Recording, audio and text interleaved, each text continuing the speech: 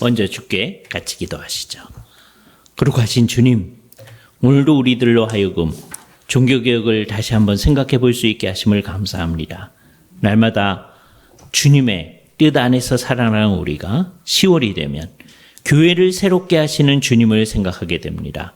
우리의 마음들을 이끌어 주셔서 주님이 원하는 귀한 뜻들을 잘 찾아 나갈 수 있도록 함께하여 주시기만을 간절히 원하옵고 우리 주 예수 그리스도의 이름으로 기도하옵나이다. 아멘.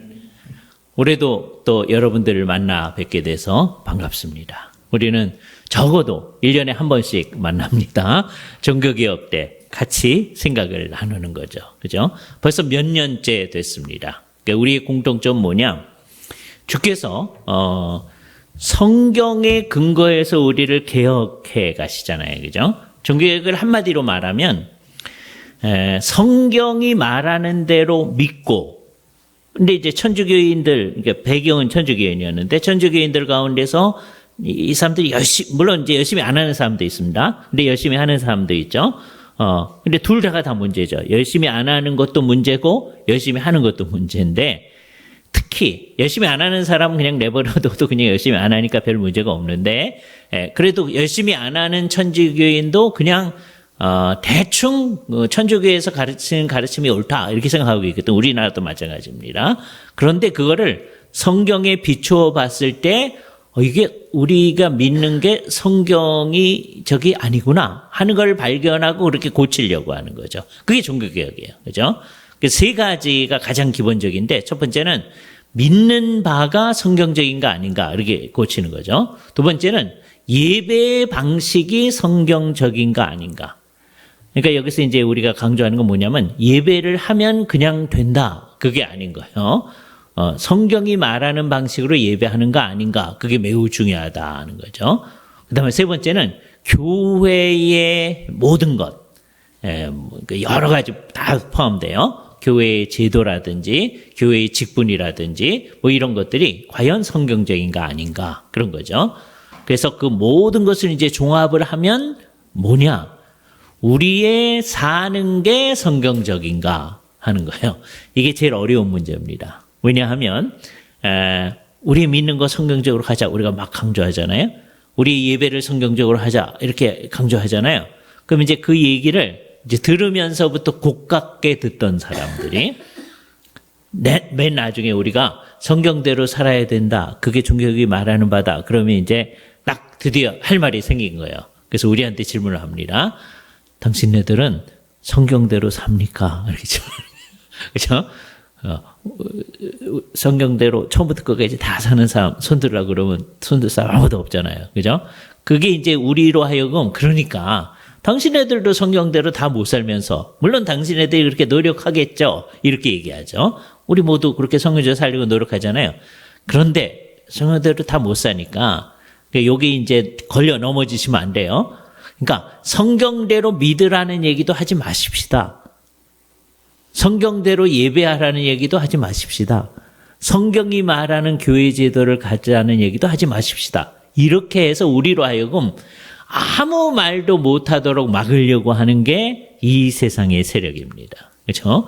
그래서 우리는 여기서 분명히 해야 돼요. 물론 우리의 삶이 성경적으로 가려고 노력을 해야 되죠. 그건 끊임없이 노력해야 됩니다. 죽을 때까지 하는 노력이에요. 그러니까 종교개혁 기념 강좌는 1년에 한 번 하는 게 아니라 그 정신, 이게 결국 따지면 우리 모든 삶을 성경이 말하는 대로 하려고 하는 것, 그걸 향해서 계속 가는 거죠. 그렇게 가려고 하면서 더 중요한 얘기, 그렇게 삶 전체가 주님이 원하는 대로 바뀌려고 하는 사람은 첫 번째, 믿는 바를 고친다는 거예요. 그렇죠? 이따가 이제 어떤 내용인가 하는 것을 이제 정리되어진 걸 우리가 볼 거예요. 그 다음에 예배를 고친다. 그 다음에 교회 제도를 고친다 하는 거예요. 그죠? 여기로 가는 과정을 한번 살펴보도록 하겠습니다. 종교개혁은 왜 일어났는가에 대해서 사람들이 이제 오해들을 많이 해요. 첫 번째 이제 그게 사실은 사실인데 오해인 게 뭐냐면, 당시 교회가 도덕적으로 윤리적으로 부패했기 때문에 종교개혁이 일어났다. 이렇게 생각하는 경우가 많아요. 그 당시 교회가 부패한 거 사실입니다. 그러나 도덕적으로 윤리적으로 부패한 거를 고치는 거를 종교개혁이라고 하진 않습니다. 그죠? 종교개혁이라는 말은 보다 근원적으로 전부 다를 바꾸는 거예요. 아까 얘기했던 대로 이 믿는 바 자체를 바꾸고, 그러니까 윤리적, 도덕적 부패성이라고 하는 거는 성경의 가르침에 못 미친 우리의 삶이잖아요. 그건 우리에게도 있는 문제예요. 그죠? 그래서 우리는 끊임없이 우리 안에 있는 문제가 뭔가, 우리 교회 안에 또 우리들의 삶 안에 문제가 뭔가 하는 걸 생각을 해야 됩니다. 그 당시에 교회가 부패했는데, 그것 자체는 문제가 아니다. 그 괜찮다는 말이 아닙니다. 부패한 건 고쳐야죠. 그러니까 이때 그냥 우리 안에서 부패한 것만 고치자라고 하는 아주 대표적인 사람이 누구냐면 에라스무스라는 사람입니다. 그죠? 그 외적인 이유, 당대의 교회와 사회의 외적인 부패 때문에 고쳐야 된다. 그러니까 에라스무스는 지금은 제일 유명한 사람입니다. 그죠? 되게 이제 대학에 들어가면 그 에라스무스에 대한 연구 뭐 이런 것들을 많이들 해요. 인문학을 하는 아주 기본적이니까 아주 좋은 인문학자로 에라스무스를 생각하는 거예요. 그죠? 에라스무스는 이제 신부님인데 그 사람은 헬라어 성경, 신약 성경을 잘 편집을 해서 발간한 사람으로도 유명합니다. 그게 루터의 종교개혁에 큰 도움을 준 거죠.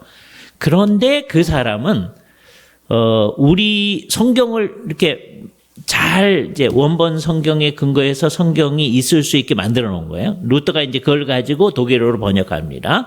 자, 그런데 그러면 헬라어 성경을 만들어 놓은 거예요. 그러니까 사람들이 그때까지는 라틴어로 번역된 성경만 보고, 그러니까 그 잘못 번역이 됐는데도 그냥 막 따라가는데 워낙 성경이, 신약 성경이 헬라어로 되어 있으니까 헬라어로 된 신약 성경을 볼 수 있도록 만들어준 거죠. 굉장히 중요한 거예요. 그러면서 당시에 교회의 도덕적 부패를 마구 고치자고 노력한 거예요. 그러나 막상 종교개혁이 일어났을 때 종교개혁은 난 안 한다. 나 천주교에 계속 있을랜다. 그런 사람으로 유명하거든요. 그래서 에라스무스하고 루터는 이게 아주 복잡한 관계 속에 있습니다. 이게 이제 꽝 부딪힌 게 이 두 분이 낸 책으로 1525년경에 꽝 부딪히게 됩니다. 그죠? 종교개혁은 1517년서부터 시작돼서 1520년, 독일에 이제 1520년 시작된 거예요. 그래서 그게 진행되어질 때 이 둘이, 에라스무스는 우리 사회에 문제가 많다, 우리 교회에 문제가 많다. 그거에 대해서 서로 동의해요. 그래서 우리 교회의 문제를 고쳐야 되겠다는 게 동의하는데 그렇다고 해서 우리 교회를 전체를 바꾸자. 그건 안 하려고 하는 거예요. 그래서 에라스무스는 끝까지 천주교회로 남아 있습니다. 그죠? 천주교회 신부님이에요.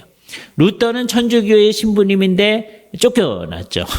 그래서 개신교회 목사가 된 겁니다. 그래서 워낙 천주교회 신부였어요. 그런데 뭐 자기도 이제 그 개념이 잘못됐다. 이거는 이제 내년에 우리가 좀 더 자세히 알 텐데 개념이 잘못됐다고 생각했지만 이어서 하는 거예요. 뭐 그 전하고 그 후하고 달라진 건 없어요. 똑같은 일을 하는데 이제 이 사람은 목사로서의 자기 역할을 하게 되어집니다. 그러니까 에라스무스는 계속 천주교의 신부님이죠. 이 둘이 이제 부딪히는데 뭐 때문에 부딪히느냐? 에라스무스는 사람이 타락을 하긴 했는데 그렇게 철저하게 타락한 건 아니다. 노력하면 그래도 하나님의 뜻을 행할 수가 있다. 이 정도 생각해요. 노력하면. 이게 에라스무스의 생각이에요. 그래서 그것을 비유적으로 말하면 좋은 일을 많이 하면 결국은 좋은 사람이 된다. 이렇게 얘기한 거예요. 그때 루터가 성경에 있는 비유를 사용해서 이렇게 얘기합니다. 좋은 나무라야 좋은 열매를 맺지 않냐. 예? 그냥 나무가 나쁜 나무가 좋은 열매를 맺을 수가 없는 거예요. 맨 처음에 필요한 거는 좋은 나무가 되는 일이죠. 근데 그거는 사람의 힘으로 안 되잖아요. 하나님이 만들어줘야 되잖아요. 그러니까 이게 두 사람의 큰 차이입니다. 이 사람들이 이제 에라스무스가 무슨 책을 썼냐면 의지의 자유라고 하는 책을 쓴 거예요. 그거는 사람이 좀 타락했지만 하나님 잘 판단하고 아마 하나님의 뜻을 찾아서 행할 수가 있을 거다 이렇게 생각하는 거예요. 루터는 그거 안 된다. 그죠? 주께서 우리를 변화시켜 줘야 된다. 생각하는 거예요. 이거 굉장히 중요한 거죠. 성경이 말하는 중생, 사람이 새로워짐이라고 하는 것, 그의 출발점을 분명히 에라스무스는 그거 필요 없다는 거예요. 그냥 선한 일을 자꾸 하다 보면 괜찮아질 거다 이렇게 생각하는 거예요. 그러니까 그게 당대의 교회와 사회의 부패 때문에 종교개혁이 일어난다. 그거 아닌 거죠. 왜냐하면 그거는 에라스무스도 동의해요. 그 당시에 교회가 문제가 많다는 걸 생각해요. 그러나 그것으로 종교개혁은 일어나지 않아요. 그래서 근본적 이유는 뭐냐? 당대의 교회의 교리의 문제다. 천주교의 교리는 어떠했느냐? 두 가지로 요약하면 하나는 노력하면 하나님의 뜻을 행할 수 있다는 거예요. 그죠? 완전히 할 수는 없는데 특별히 이제 내가 예수를 믿습니다라고 이제 고백을 하면 그다음에 그런 사람한테 이제 세례를 베푸는 거예요. 그럼 세례를 베풀 때 천주교회는 어떻게 생각했냐면 세례를 딱 베풀게 되면 원죄하고 내가 세례를 받을 때까지 지은 죄는 다 없어지는 거예요. 그러니까 예수님의 사건하고 나를 연결시켜 주는 게 세례예요.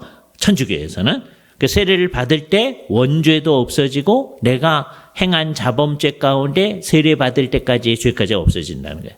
그런데 그 다음서부터는 자기가 책임져야 돼. 왜 이렇게 얘기했느냐? 그래야 열심히 살 거라고 생각해서 그런 거예요. 예? 만일에 이게 사실이면요.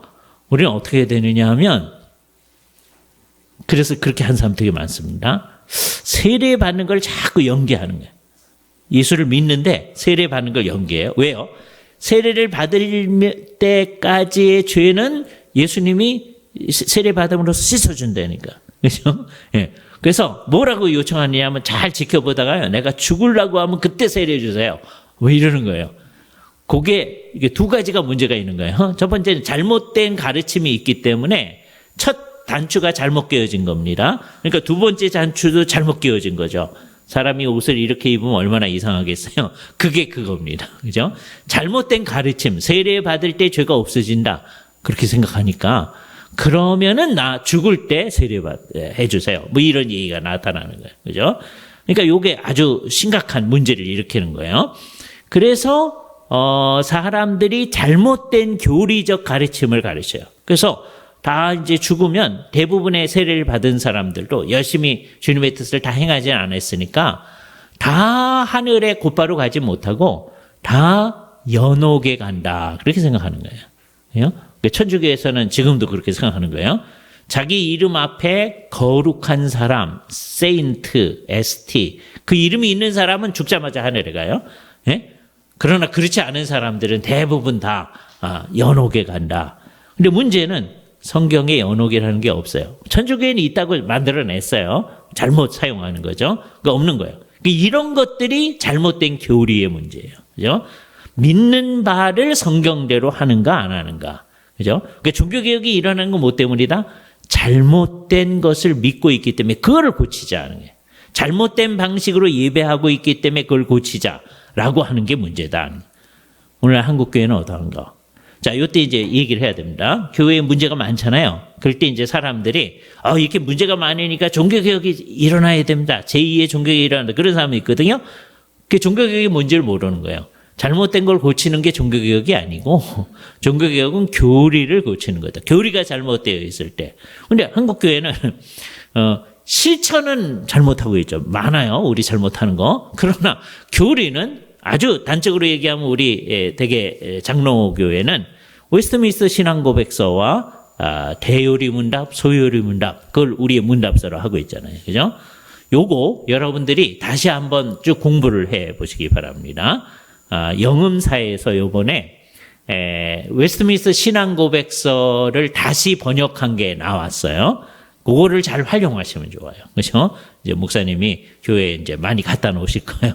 그러면 그거 가지고 그거 지난 한 7년 동안 우리 학교와 우리 교단에 아주 귀하신 목사님들이 7년 동안 시시때때로 모여가지고 매일 모이지 못하죠. 바쁘니까 시시때때로 모여가지고 웨스트민스터 신앙고백서 대요리 문답, 소요리 문답을 쉽게 그리고 정확하게 번역을 하려고 노력했습니다. 그렇죠? 그래서 나왔거든요. 이전에도 있었던 거예요. 그런데 좀 더 쉽고 더 정확하게 번역한 거예요. 그래서 여러분들이 활용을 하시면 됩니다. 그 중에 일부를 오늘 우리가 이제 구경을 해보려고 하는 거예요. 그죠? 그러니까, 웨스트민스터 신앙고백서가 우리의 교리거든요. 그거가 잘못됐다. 그러면 종교개혁이 일어나야죠. 근데 그거를 우리가 가지고 있는 게 옳다. 그러면 종교개혁이 일어난다. 그러면 안 돼요. 말을 정확하게 써야 됩니다.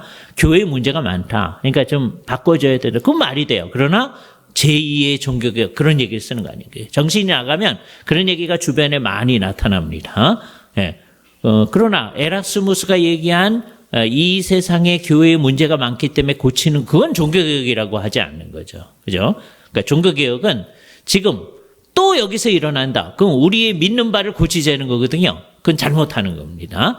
그러니까 종교개혁을 또 하자. 이러면 안 된다. 오히려 우리는 우리 선배들이 제대로 얘기했던 신앙고백서에 철저하려고 해야 된다. 그죠?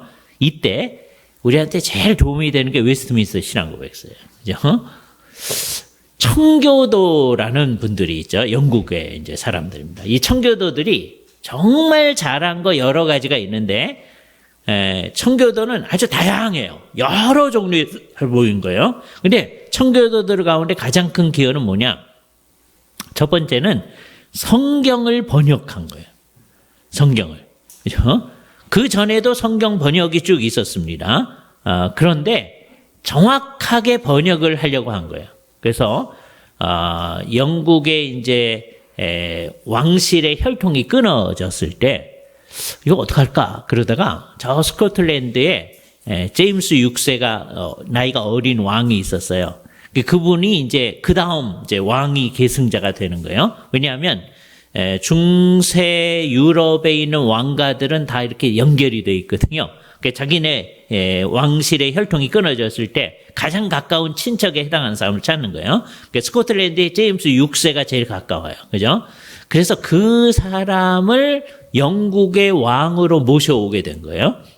그러니까 그 사람을 영국의 왕으로는 제임스 1세라고 합니다. 스코틀랜드에서 제임스 6세예요. 그죠? 영국으로 오면서 근데 이 사람이 스코틀랜드에서 자라났기 때문에 영국에 있는 이 청교도들이 정말 기분이 업됐습니다. 그래서 이분이 우리 영국도 스코틀랜드처럼 종교개혁적 사상에 일치하게 만들어줄 수 있지 않을까. 그런데 이 사람이 이제 나이가 굉장히 어리거든요. 그러니까 어린데 종교개혁을 이룬 사람이 구약성경에 요시야 왕이 있잖아요. 그래서 이 사람을 우리의 요시야 그렇게 생각하면서 기대가 많습니다. 그 사람이 이제 왔을 때 햄프튼 코트라고 하는 곳에서 이제 아련을 합니다. 그때 이제 소위 1000명의 상소라고 하는 것을 해요. 그래서 그 중에 하나가 이제 성경을 번역할 수 있게 해 주십시오라고 하는 거예요. 그래서 이분이 이제 허락을 해줘가지고 성경을 번역을 합니다. 영어로. 그죠? 그래서 그 이름을 킹 제임스 버전이라고 그래요. 그죠? 제임스 왕 하에서 이 성경이 번역됐다는 겁니다. 요거 재미있어요. 왜냐하면 그 성경, 킹 제임스 버전 번역할 때 제임스 왕이 기여한 건 하나도 없습니다. 왜? 이 사람은 성경 전문가가 아니니까. 그러니까 우리나라에서는 지금 우리가 이제 사용하는 언어가 이제 한국말이잖아요.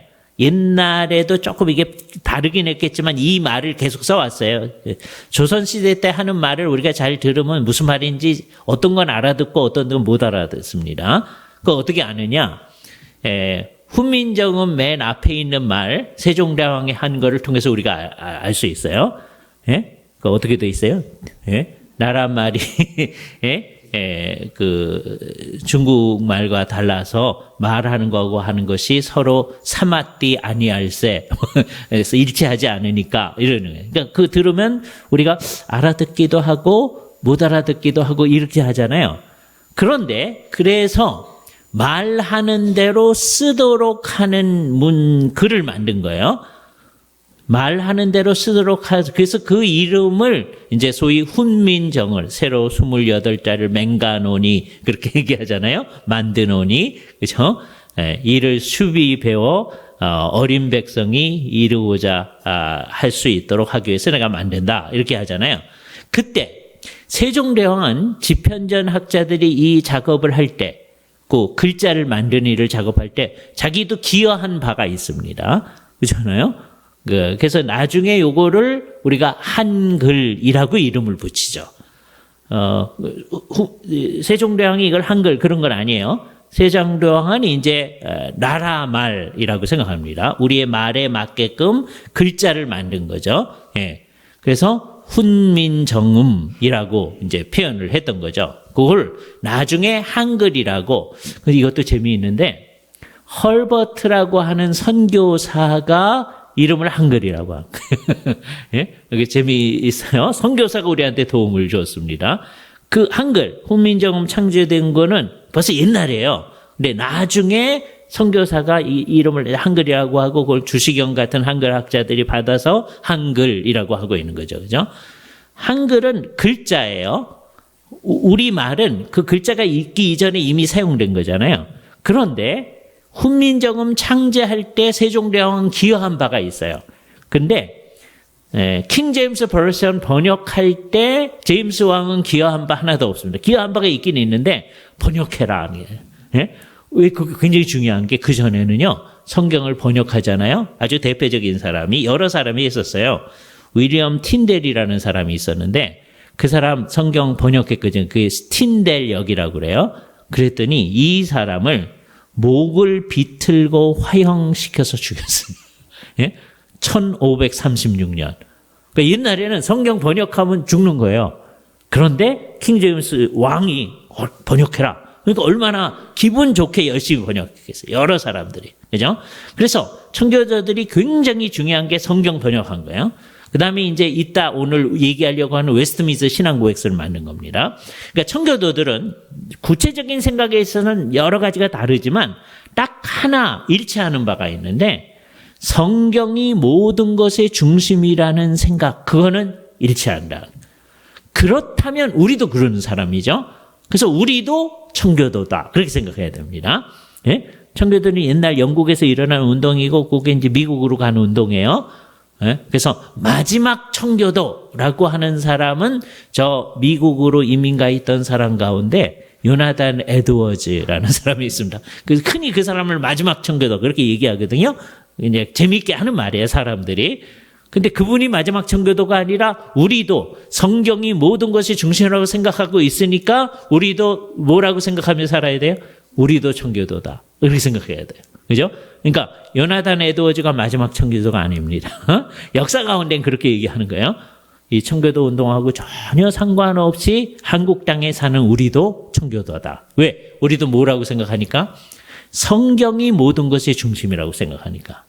이게 흥미롭죠? 종교개혁 시대, 이거는 언제 일어난 거냐 하면 16세기에 일어난 거예요. 그런데 청교도들도 16세기 후반에 이렇게 활동하기 시작하다가 웨스트민스터 신앙고백서는 17세기의 문서예요. 그러니까 세기가 달라지는 겁니다. 100년이 지난 거예요. 그죠? 물론 청교도는 16세기서부터 이제 활동하기는 시작해요. 그러다 17세기에 굉장히 중요한 역할을 합니다. 예? 그 사람들의 굉장히 중요한 운동. 그러니까 같은 사상이죠.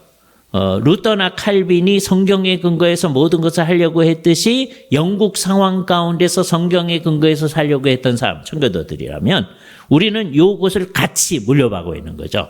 우리는 개혁자들과 그다음에 개혁자들을 한 세기 뒤에 계속 이어가려고 했던 청교도들의 생각을 딱 받아들이는 거죠. 그죠? 그래서 우리도 어떤 사람이다? 성경이 모든 것의 중심이라고 생각하는 사람이다. 그죠? 그래서 초기 청교도들은 누구인가? 이렇게 물으면 그들은 다른 영국의 개신교도들과는 구별되게 근본적으로 성경의 권위에 대해서 아주 높은 입장을 가지는 거죠.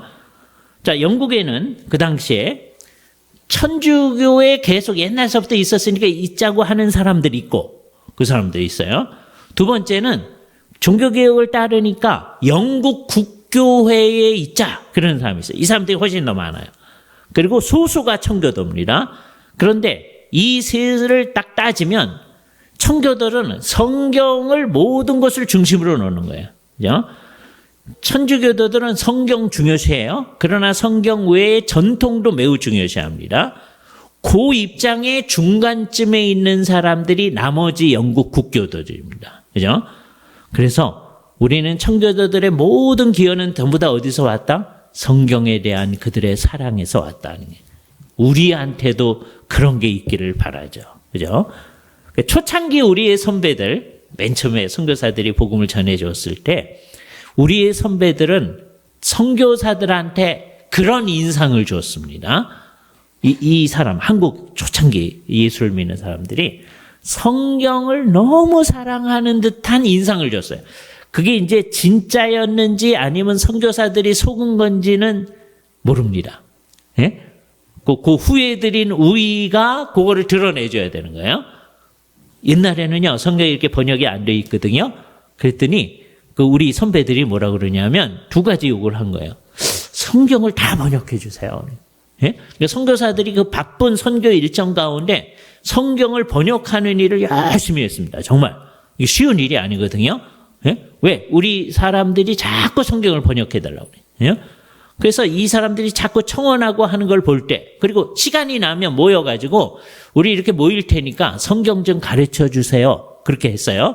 그래서 그 모임을 뭐라 그러냐면 사경회라고 그랬어요. 성경을 잘 조사하는 모임이에요. 예? 이렇게 모여가지고 성경을 잘 공부하려고 하는 거예요.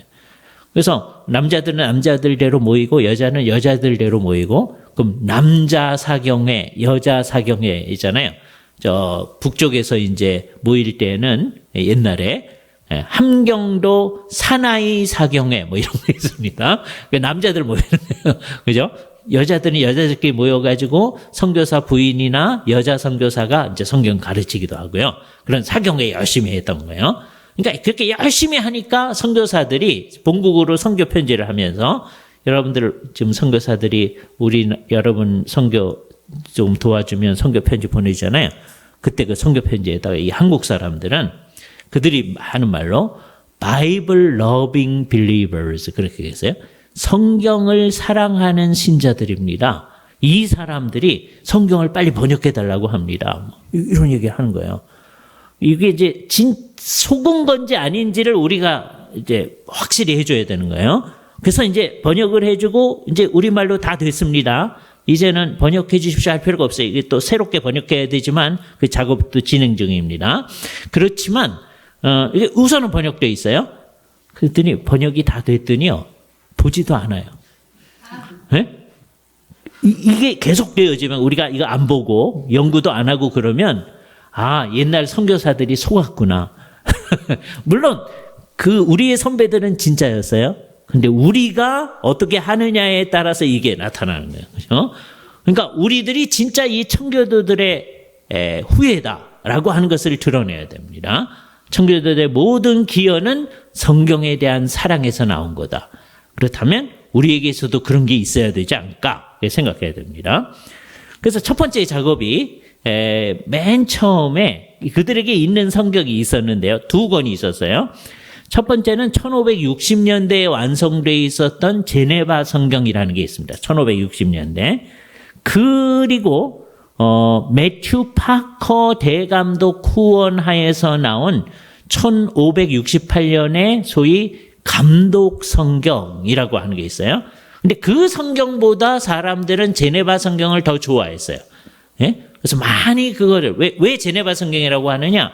제네바에서 칼빈이 가르쳤던 그 가르침을 상당히 따르는 사람들, 옛날에 제네바에 도망갔던 이 청교도들이 많거든요. 그래서 그 사람들이 그런 사상을 가지고 이제 번역한 거예요. 그래서 그 제네바 성경 1560년을 기억하시기 바랍니다. 그 후에 65년에 감독 성경이라는 책이 나왔어요. 예. 그런데 사람들은 그 감독 성경보다는 윌리엄 위팅햄이라고 하는 사람이 지도자에서 이 메리 여왕이 천주교를 다시 영국에 이렇게 도입하려고 했을 때 거기 있다가는 안 되니까 사람들이 도망자로 다른 나라로 갔거든요. 가서 했던 작업 중에 하나가 성경 번역한 거예요. 그래서 그 성경, 제네바 성경을 더 선호했었습니다. 그죠? 그리고 아까 말한 대로 제임스 1세가 등극했을 때 해밀턴 코트에 가가지고 청교도들이 이 성경을 번역하게 해주십시오 라고 이제 약속을 맺었거든요. 그게 1604년이에요. 아까 제네바 성경이 1560년이라고 그랬잖아요. 40년이 복잡하게 가고 1604년 허락을 받았어요. 그래서 존 레이놀즈 같은 청교도들을 포함해서 54명의 번역자들이 6단위로 나뉘어져 가지고 어떤 분들은 옥스포드에서 어떤 분들은 캠브리지에서 그리고 웨스트민스터에서 번역해서 빌손 주교와 마일즈 스미스가 마지막 교정을 해서 나온 성경이 1611년 킹 제임스 버전이에요. 그죠? 그러니까 1604년에 허락을 받아 가지고서는 지금 이제 7년 정도가 걸린 거죠. 7년 정도 걸리고 굉장히 빨리 번역한 겁니다. 그죠? 예, 여러 사람이 같이 작업했기 때문에 54명의 번역자들이 1611년 킹 제임스 버전이 나왔어요. 그죠? 물론 이 번역이 잘된 번역이긴 한데 우리나라에 이상한 이단이 하나 생겼습니다. 예? 킹 제임스 버전이 영감된 성경이다. 뭐 이런 사람들 나왔어요. 예? 장동수 같은 사람이 있어가지고 그 사람들이 자기네들 말씀 보존학회라고 합니다. 이단이에요. 그죠? 원본 성경은 이게 영감된 거예요. 근데 번역본은 영감된 거 아니에요. 사람들이 최선을 다해서 해보려고 노력한 거죠. 그죠? 킹 제임스 버전 잘 된 거예요. 그러나 그게 다 옳은 건 아니다. 그죠? 그러니까 이 성경을 잘 번역해 놓고 이단이 생길 수도 있구나라고 생각해야 됩니다. 1611년 이 킹 제임스 버전 그 머릿속에 1611년을 기억해 주시기 바랍니다. 이게요. 오늘날 영어를 영어되게 하는데 굉장히 큰 기여를 한 거예요. 그 전까지만 해도 영어를 어떻게 쓰는가 하는 건 복잡한 문제였거든요. 그런데 그 다음에 큰 기여가 윌리엄 셰익스피어의 여러 극들입니다. 그게 이제 오늘날 영어를 영어되게 하는데 그 당시 이제 영어는 사실은 우리가 훈민정음 앞부분의 얘기를 들을 때 알아들을 것도 같고 못 알아들을 것도 같잖아요. 영국 사람이 1611년에 그 영어를 들어도 마찬가지입니다. 그러니까 이거는 17세기의 영어로 기록된 거구나. 그래서 이제 요즘은 그걸 새롭게 만들죠. 킹 제임스 버전도 새롭게 이제 만드는 거예요. 그래서 이분들이 했던 일이 제일 처음 큰 기여가 성경을 번역한 거다. 두 번째 큰 기여가 뭐냐? 웨스트민스터 신앙고백서예요. 이 웨스트민스터 신앙고백서는 아주 독특하게 나타난 문서입니다. 일단 웨스트민스터 회의를 기억해야 돼요. 웨스트민스터 회의는 1643년서부터 7월 1일 시작해가지고 49년 2월 22일까지 굉장히 긴 기간입니다. 43년서부터 49년, 그러니까 한 5년 6개월 정도 여러 번 모입니다. 그죠? 그런데 맨 처음에는 뭐 여러 일을 처리해야 되는 거예요. 신앙 고백과 관련해서는 자기네 영국 교회가 가지고 있는 신조가 있었거든요. 39개조 신조라고 합니다. 39 articles. 그렇게 얘기해요. 39 articles. 자기네가 믿는 바였어요. 그래서 맨 처음에는 요거 조금 교정하자. 조금 더 성경적으로 교정하자. 그래서 모인 거예요. 다른 여러 개를 하면서. 그래서 어느 정도 다 됐어요. 됐는데 영국하고 스코틀랜드하고 이제 같이 하면서 스코틀랜드의 대표자들, 스코티시 커미셔너라는 사람들이 내려왔습니다. 그 사람들이 도전을 줘가지고 아예 처음부터 다시 하도록. 그래서 우리 믿는 바를 정말 체계적으로 처음부터 쫙 정리해서 제시한 바가 웨스트민스터 신앙 고백서입니다. 이건 굉장히 놀라운 거예요. 그래서 고백서가 나왔어요. 나왔더니 잘 기억해 보세요. 회의는 1643년 7월 1일 시작했잖아요. 그래서 쭉 하다가 영국 스코틀랜드 커미셔너가 와서 해가지고 이분들이 웨스트민스터 신앙 고백서를 만들 때는 1646년입니다. 자, 회의 자체는 49년 끝나요. 아직 회의 자체가 끝나기도 전에 나머지 문제를 처리해야 되니까 46년도에 웨스트민스터 신앙 고백서는 다 됐어요. 그래서 영국 의회에 제출을 했습니다. 왜? 영국 의회가 모이도록 요청했기 때문이에요. 그죠? 그래서 목사님들하고 장로님들을 모아서 굉장히 뛰어난 분들이죠. 우리가 생각할 때는 거의 박사급에 해당하는 분들입니다. 그 당시에 뭐 박사학위 가진 사람 몇 사람 없었지만 그래도 그런 분들. 그래서 매일 모여가지고 회의를 하면서 정말 우리 믿는 바를 결정하도록 그렇게 했었었는데, 그래서 1646년에 회의가 맞춰져 가지고 의회에 제출했는데, 그랬더니 영국 의회에서는 그걸 우선은 안 받아들입니다. 근데 놀라웠게 스코틀랜드 교회 총회에서 1647년 8월 27일에 스코틀랜드 총회에서 받아들여요. 스코틀랜드는 그 내용하고 비슷한 내용을 종교개혁이 일어났을 때, 1560년입니다. 연대를 기억해보세요. 1560년. 지금 이거 받아들인 건 1647년이에요. 그러니까 한 80년이 지난 거죠. 1560년에 자기네 스코틀랜드 신앙 고백서가 있어요.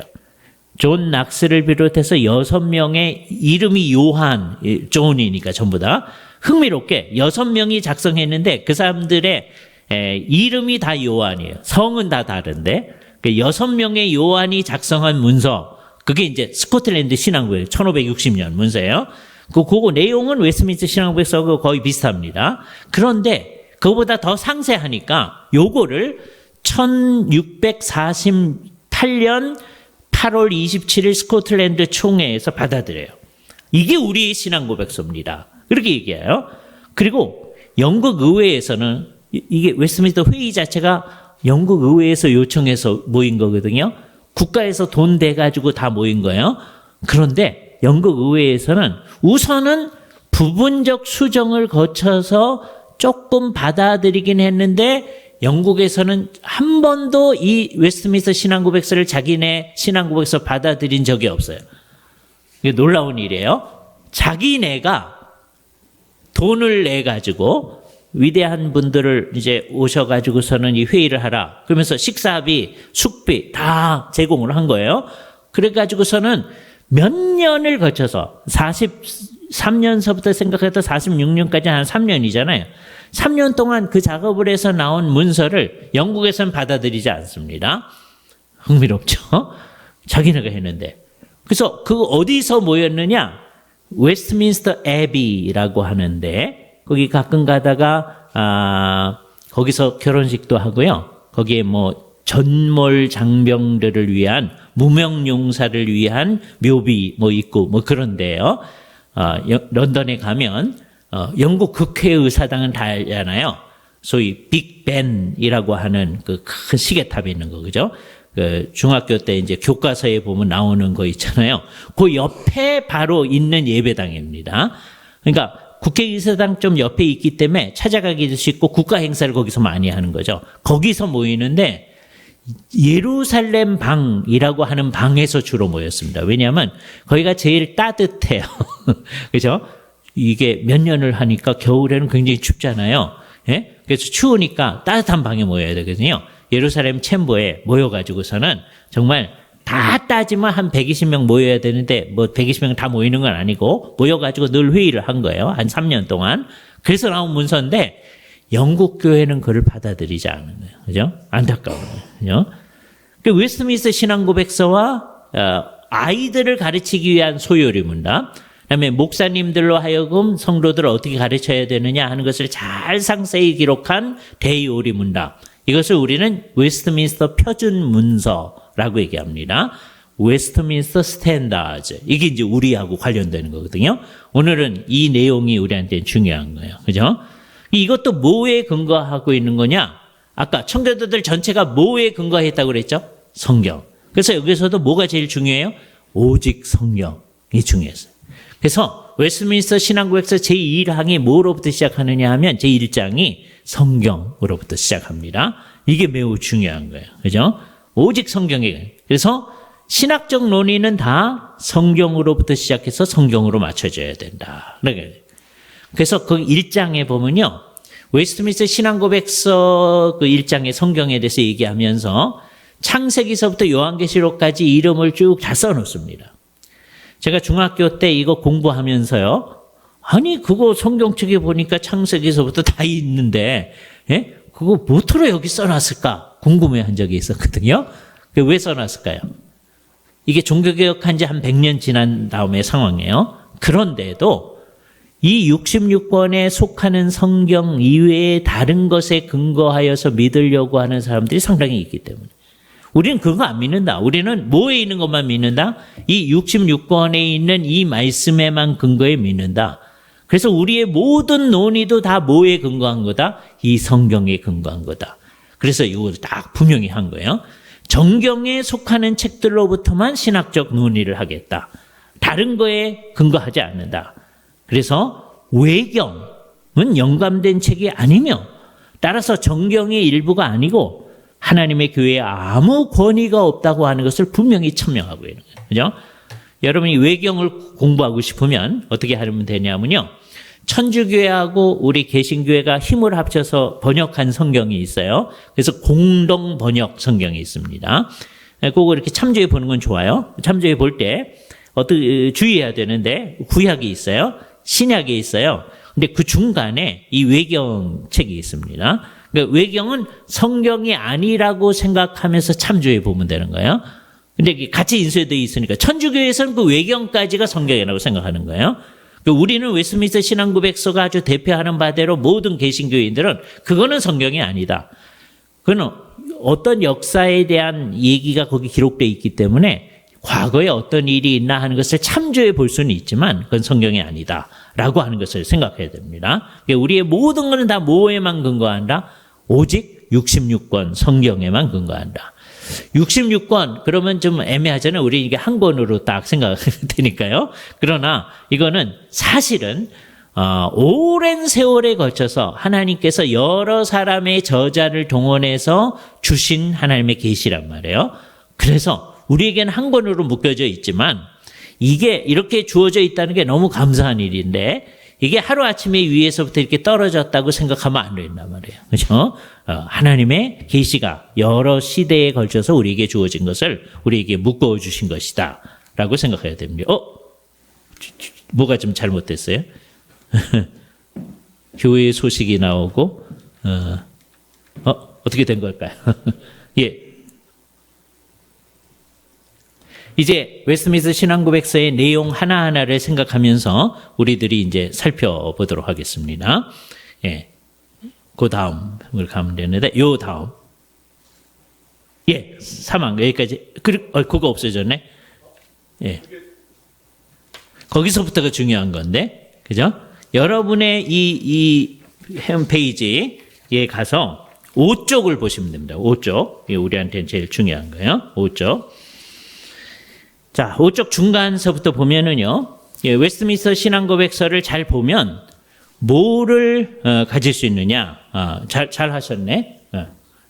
5쪽에 보면 제일 중요한 게 7장이 중요합니다. 7장.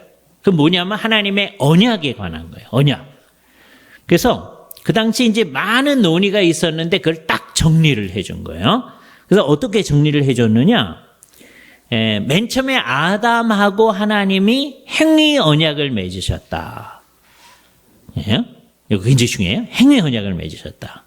행위 언약을 맺었을 때 그 전께 있는지 안 했네요. 이거 이게 잘못 다시 됐네요. 예. 행위 언약을 맺으셨다라고 하는 것을 이제 분명히 해야 됩니다. 이건 없었는데 행위 언약을 맺으셨다라고 하는 것을 마음속에 딱 생각하면서 아담한테 동산나무의 모든 실과는 내가 먹되 임의로 먹되 동산 중앙에 있는 나무의 실과는 먹지 말아라 라고 하는 게 행위 언약입니다. 그 얘기 속에는 두 가지가 들어있는 거예요. 사람이 가야 할 길을 분명히 하는 거예요. 사람이 가야 할 길은 뭐냐? 하나님께 순종을 해서 온 세상을 잘 다스리는 거예요. 순종해서 다스리는 거.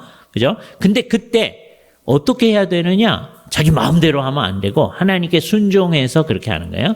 그래서 평소에 하나님께 순종하는지 안 하는지를 잘 나타내 보여주는 게 요 선과 악을 알게 하는 나무의 실과를 먹느냐 안 먹느냐를 통해서 드러내게 합니다. 이건 마치 리트머스 시험지 같은 거예요. 평소에 순종을 하면은 그것이 이 나무의 열매를 안 먹는 거로 드러나게 되죠. 그죠? 그 용액이 산성이면 파란색이 빨간색으로 변합니다. 그죠? 그 용액 자체의 성질 때문에 그게 나타나는 거예요. 그죠? 그거 똑같은 거예요. 평소에 순종을 했으면 안 먹는 거예요. 평소에 불순종했으면 또 가서 먹는 거죠. 그러니까 평소에 순종하느냐 안 하느냐 하는 것을 드러내는 리트머스의 시험지로서의 선과 악을 알게 하는 나무의 열매라고 있는 것, 그게 행위 언약입니다. 근데 행위 언약에서 사람은 실패했어요. 아담이 순종했더라면 우리 모두가 하나님이 원하시는 더 높은 상태로 갔을 겁니다. 여기서 이제 잘못했을 때 이제 우리를 어떻게 했느냐 하면 하나님께서 이때 아무 조치도 안 하셨으면 우리는 희망이 없었을 거예요. 그런데 하나님께서 인간이 타락하자마자 우리의 삶에 개입해 들어오셔가지고서는 그때서부터 은혜 언약을 주신 거예요. 창세기 3장 15절에서부터 예수님이 다시 오실 때까지 이걸 은혜 언약이라고 그래요. 사람이 창조함을 받아서 타락할 때까지를 행위 언약의 시기라고 말합니다. 그때 아담이 순종했으면 우리가 모두 가는 거예요. 그리고 사람이 타락했을 때 이제 예수 그리스도를 통하여서 우리를 구원하시는데 그걸 옛날의 계시의 방식으로 하나님께서 앞으로 우리를 구원할 여자의 후손을 주실 것임을 얘기한 그때서부터 하나님의 계시가 진전해 나갑니다. 그래서 창세기 3장 15절서부터 전부 다 은혜 언약의 시대가 되어져요. 그래서 행위 언약과 은혜 언약으로 얘기를 딱 정리해 놨어요. 그래서 이걸 딱 보고 나면 성경 전체를 볼 수 있는 눈이 딱 생기게끔 만들어준 거예요. 그죠? 이게 얼마나 귀한 것인지 모릅니다. 그래서 요것을 언약적 구조라고 해요. 언약적 구조는 행위 언약과 은혜 언약을 잘 보는 거예요. 그러니까 창조함을 받아서 타락할 때까지 창세기 3장 뭐예요? 창세기 3장 15절 여자의 후손을 통하여 우리를 구원한다. 그 얘기서부터 끝까지 이게 은혜 언약입니다. 그러니까 이게 전부 다가 은혜 언약의 시대다라고 하는 걸 잘 생각해야 돼요. 근데 이 모든 구조가 영원전에 하나님께서 인간을 구원하시려고 하는 계획, 그것을 구속 언약이라고 합니다. 그러니까 모든 것의 토대가 구속 언약이에요. 구속 언약이 있고 이 언약적 용어가 중요합니다. 그럼 맨 처음에 아담과 맺은 언약을 뭐라고 그래요? 행위 언약. 그죠? 그런데 사람이 타락하자마자 그 타락한 아담한테 은혜 언약을 바로 주신 거예요. 그러니까 아담도 은혜 언약을 믿고 우리도 은혜 언약을 맺는 거예요. 그 은혜 언약이 진전된 양식만 다르죠. 그러나 그건 계속되어지는 거다. 요 성경 전체를 이해할 수 있는 틀을 지금 웨스트민스터 신앙급에서 제7장 언약에서 딱 정리를 해준 거예요. 그러니까 요것만 보면 헷갈리지 않습니다. 그 나머지는 이제 구체적인 얘기들을 하는 거죠. 첫 번째, 아주 중요한 거예요. 우리 시대에 볼 때 하나님께서 사람과 같은 성정을 가지시 않으신다. 하나님이 당신님의 성정이 있겠죠. 사람과 같은 성정. 그래서 그거를 뭘 번역한 말이냐면 영어에 impassibility라는 말이에요. 불감수성이라고 번역하는데 하나님은 그걸 번역할 때 사람과 같은 성정을 지니지 않는다라고 하는 게 아주 좋습니다. 이번에 새로 번역하면서도 우리가 그렇게 번역을 했어요. 하나님은 사람과 같은 성정을 지니지 않는다. 이걸 오늘날에 와서 사람들이 정말 없애버리려고 자꾸 하거든요. 그거 안 되는 거예요. 우리의 성정하고 우리가 사랑한다 하는 거하고 하나님이 사랑한다고 하는 건 다른 거다. 그죠? 어떤 사람은 하나님이 사랑이신데 왜 하나님한테 성정, 패션이 없다 그럽니까? 그렇게 해서 이것을 없애버리려고 합니다. 그러나 이건 굉장히 중요하다. 하나님은 우리와 같은 성정을 지닌 분이 아니다. 그죠? 두 번째 중요한 거, 사람이 영혼과 몸으로 구성된 전인이라고 하는 것을 잘 얘기해 준 거. 이건 굉장한 거예요. 그죠? 사람은 영혼과 몸으로 구성되어 있다. 예?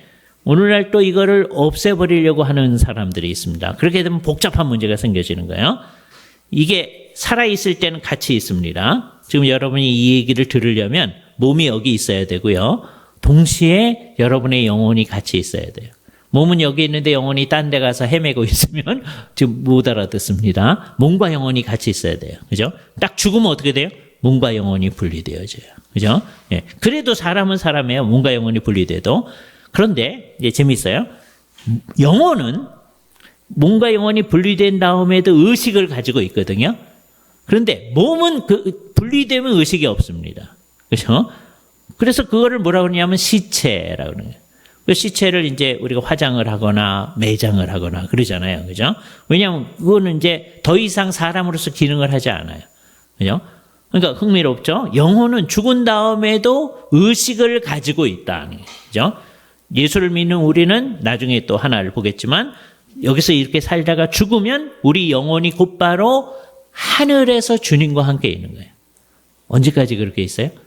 예수님이 다시 오실 때까지. 우리는 하늘에서 주님과 함께 있다. 요 의식을 딱 하잖아요. 이게 이제 웨스트민스터 신앙 고백서가 우리한테 얘기해 주고 있는 거예요. 왜 이걸 강조하느냐? 오늘날 이거를 딴 얘기를 하려고 하는 사람이 너무 많아지고 있기 때문입니다. 그 다음에 세 번째, 언약에 있어서 다양성과 연관성을 드러내면서 얘기하는 거예요. 아주 중요한 말을 하는데 본질적인 면에서 차이가 나는 두 종류의 은혜 언약이 있는 것이 아니고 여러 시대에 걸쳐 하나의 동일한 언약이 있을 뿐이다. 이건 뭐에 관한 얘기냐면 은혜 언약에 관해서 얘기하는 거예요. 창세기 3장 15절 이후서부터는 계속 뭐라고 그랬어요? 은혜 언약이라고 했죠. 은혜 언약에는 구약 시대에도 있고, 이게 구약이에요. 옛 언약. 그 다음에 새 언약. 옛 언약과 새 언약은 두 종류의 다른 언약이 아니라 그 모두가 다 어디 속에 있어요? 은혜 언약 속에 있는 거예요. 한 언약에 여러 시대에 걸쳐 하나의 동일한 언약이 있는 거예요. One and the same under various dispensations. 구약 시대도 여러 시대를 얘기할 수 있어요. 그다음에 신약 시대에 걸쳐서 하나의 은혜 언약이 있다. 그래서 우리는 하나의 은혜 언약 가운데 있다. 요 얘기를 할 때 잊어버리지 말아야 돼요.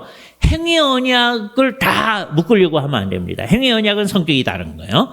그래서 이거는 성경을 볼 수 있는 매우 중요한 토대를 얘기해 주는 거다라고 하는 것을 생각해 줘야 됩니다. 그런데 사람이 이제 타락하기 전에 그걸 무죄 상태라고 하잖아요. 무죄 상태를 정확하게 묘사합니다. 잘 보세요. 이게 9장 1절의 얘기인데요. 하나님께서는 사람의 의지에 자연적인 자유를 부여해 주셨기 때문에 그 의지는 선이나 악을 행하도록 강요되거나 어떤 본성의 절대적 필연성에 의해서 미리 결정되지 않는다. 그러니까 우리는 자유가 있는 거예요. 언제든지. 특별히 언제는 무죄 상태에서는. 그죠? 하나님이 너 이것을 먹지 말아라 했을 때 사람은 그 말씀을 순종할 수도 있고 안 할 수도 있는 거란 말이에요. 그죠? 그 두 가지 가능성이 다 있는 거다. 그죠? 그 밑에도 얘기합니다. 9장 2절이 이렇게요. 사람은 무죄한 상태에서는 하나님 보시기에 선하고 하나님을 기쁘시게 할 것을 원하고 행할 수 있는 자유와 능력을 가지고 있었다. 그러나 아직 가변적이어서, 여기 중요합니다. yet mutable, 움직일 수 있다는 거예요. 그러니까 가변적이라는 것은 떨어질 수가 있다는 거죠. 인간은 그런 상태에서 타락할 수 있다. 떨어지는 거예요. 그죠? 그러니까 맨 처음에 사람은 하나님의 말씀에 순종할 수도 있고 안 할 수도 있어요. 그 상태. 그러니까 이 상태는 가변적 상태다. 그죠? 그러니까 지금 우리보다 훨씬 나은 상태입니다. 아담은. 그러나 아담은 어떤 상태에 있었다? 가변적 상태에 있었다. 이거 아주 명확하게 얘기해 주거든요. 이거 잘 생각을 해봐야 됩니다. 아담이 타락해가지고 어떻게 됐어요? 타락한 아담은 자기가 죄를 안 범하려고 생각도 잘 안 할 뿐만 아니라 사실 죄를 안 범하려고 생각도 잘 안 해요. 근데 혹시 그렇게 한다고 해도 안 범할 수가 없는 거예요. 그게 타락한 사람이에요. 그죠? 그래서 이제 이 세상에서 타락한 사람으로 계속 있었는데 예수 그리스도께서 오셔서 구속을 이루신 거죠. 구속에 대해서 이제 우리 한번 나중에 볼 겁니다.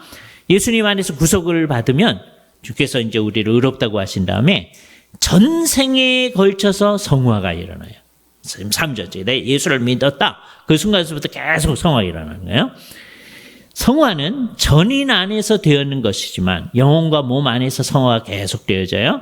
그러나 금생에서는, 이 세상에서는 불완전하다. 이게 굉장히 중요한 거예요.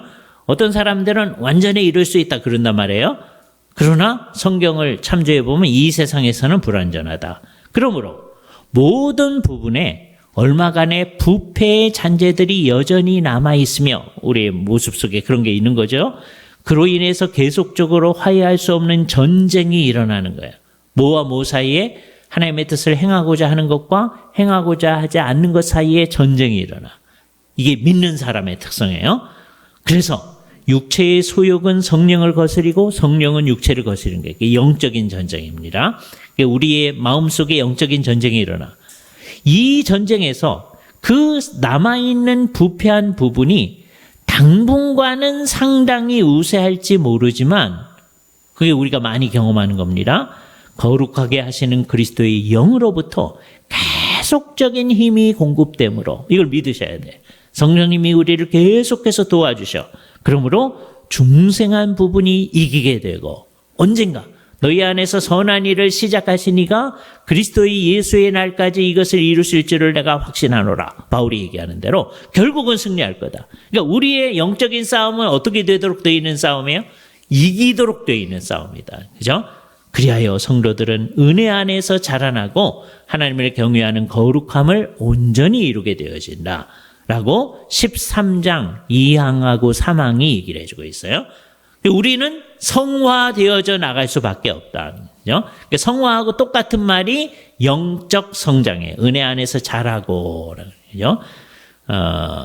교회에서는 옛날에 성화라고 이제 공부를 하고요.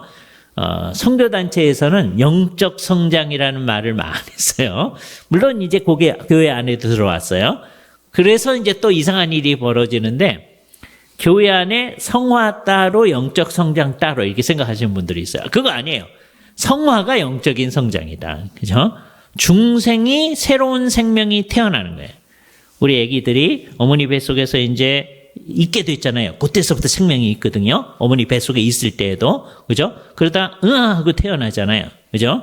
요 두 가지가 중요합니다. 새로운 생명이 시작되어지. 하고 태어날 때 시작되는 거 아니에요? 이미 어머니 뱃속에 있을 때부터 새로운 생명이 있잖아요. 그것처럼 우리의 영적 생명이 시작되어집니다. 네? 그게 중생이에요. 중생이 예수 그리스도의 부활 생명이 우리 안에 딱 들어오는 일, 그게 중생입니다. 그걸 옛날 사람들이 입식이라고 그랬어요. 우리 안에 새로운 생명의 씨앗이 심겨지는 일.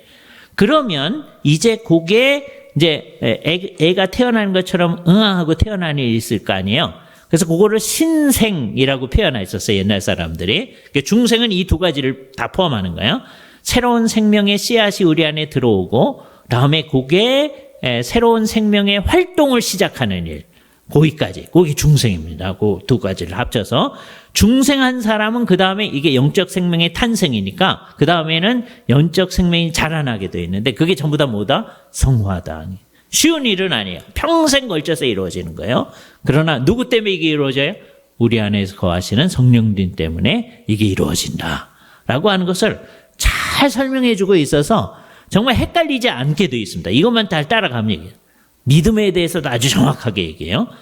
믿음의 정도의 차이가 있어서 사람에 따라서 약한 믿음도 있고 강한 믿음도 있는데 자주 여러 모양으로 요동하고 연약해질 수도 있으나 결국은 승리를 얻는다. 이걸 믿어야 됩니다. 또한 많은 사람들에게서 우리 믿음의 주요 온전케 하시는 이인 예수 그리스도를 통하여 온전한 확신을 얻는 데까지 자라기도 한다. 그래서 최종적으로는 뭐를 가져야 돼요? 나는 구원받은 사람이라는 확신을 가져야 돼. 그렇죠? 예, 이게 마음속에 잘 생각해야 되네. 믿음이 있어서 우리 마음속에 결국 확신이 있어야 된다. 이거 나중에 18장에서 다시 한번 더 생각을 해볼 겁니다. 그래서 이렇게 성화된 사람은 기독교적 선행도 행할 수 있어요. 기독교적 선행이 어떤 건가? 16장 3절에 이렇게 얘기합니다. 선행을 행하는 신자들의 능력은 결국 그들 자신에게서 나오는 게 아니다. 내가 하는 게 아니다. 이거 분명히 해야 돼요. 이 말 또 오해하면 안 돼요. 나는 안 할 테니까 하나님 알아서 하세요. 이거 아닙니다. 우리가 해요. 그러나 그 능력이 내게서 나오는 게 아니다. 전적으로 그리스도의 영으로부터 나온다. 이게 중요해요. 전적으로 그리스도의 영으로부터 나온다. 그죠? 그러니까 여러분이 뭔가를 잘했잖아요. 성경적으로 비춰봐서 그건 다 그 능력이 어디서 온 거예요? 전적으로 그리스도의 영, 즉 성령님으로부터 나오는 겁니다. 그리고 그들이 선행을 행할 수 있는 능력을 얻으려면 그들이 이미 받은 은혜에 더하여 그들 안에서 성령의 기쁘신 뜻을 원하고 행하도록 하는 성령님의 실제적 영향을 필요로 한다. 은혜도 있지만 이 시간에도 작용하는 성령님의 은혜가 있어야 돼. 그래서 우리는 이미 은혜를 받은 사람이고요. 계속 은혜를 받아가는 거예요. 그래서 이 웨스트민스터 신학업에서 그걸 분명히 하잖아요. 그러나 성령의 특별한 지시가 없이는 아무런 의무도 실천할 필요가 없는 것처럼 오해해서 나태에 빠져서는 안 되며, 이 말이 왜 나오겠어요? 어떤 사람은 성령님이 가르쳐 주시고 힘을 주시는 거니까 성령님이 주시는 데까지는 마치 감나무 밑에서 입을 딱 벌리고 감이 떨어지길 기다리는 것처럼 가만히 있으면 된다, 이렇게 주장하는 사람 나오는 거거든요. 그렇죠? 그 나태에 빠져서는 안 된다 하는 거예요. 그렇죠? 그래서 오히려 우리는 어떻게 해야 돼요? 그들의 안에 있는 하나님의 의리를 부릴 듯 하는데 힘써야만 한다. 그러니까 이게 재밌잖아요. 정상적인 경우에 있어서는 성령님이 다 하시는 건데 우리가 열심을 내는 것 아니에요. 예? 그러니까 오해하는 사람들은 우리 칼빈주의 교회는 열심을 안 낸다 그러는 사람은 정말 오해인 거예요. 우리는 한 번도 열심을 안 내도 좋다 그런 적 없어요. 우리는 언제나 하나님의 의리를 부릴 듯 하는데 힘써야만 한다 해왔던 거거든요. 그죠? 그러나 그렇게 하는 일의 힘 자체는 다 누가 준 거예요? 성령님이 주신 거다. 그걸 믿어야 돼요. 그죠? 기도도 마찬가지예요. 기도를 연락되도록 하기 위해서, 그러니까 목표가 기도가 기쁘게 받아들여지는 게 그 연락이란 말이에요. 그죠? 우리 어린 아이들은 요 연락이라는 말이 좀 어려운데 요게 이제 기쁘게 받아들이는 거예요. 희열을 느끼면서 하나님이 우리의 기도를 받아주시는 거예요. 예? 기쁘게 받아들이도록 하기 위해서 성자의 이름으로 성령님의 도우심을 받아 하나님의 뜻대로 해야 된다니. 그러니까 세 가지예요. 누구의 이름으로? 성자의 이름으로. 성자의 이름이라고 하는 것은 예수 그리스도의 공로에 근거하사라는 거예요. 내 공로가 아니라. 그죠? 그리고 성령님의 도우심을 받아 기도는 뭐를 구하는 거예요? 하나님의 뜻한 바를 구하는 거예요.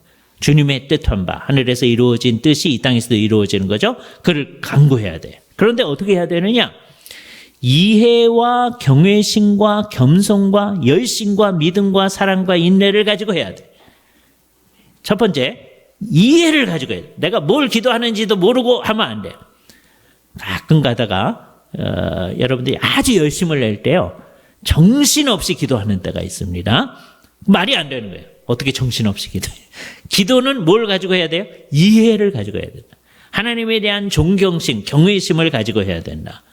그 다음에 것은 다 연결돼요. 열심과 사랑과 인내를 가지고 해야 된다. 그렇죠?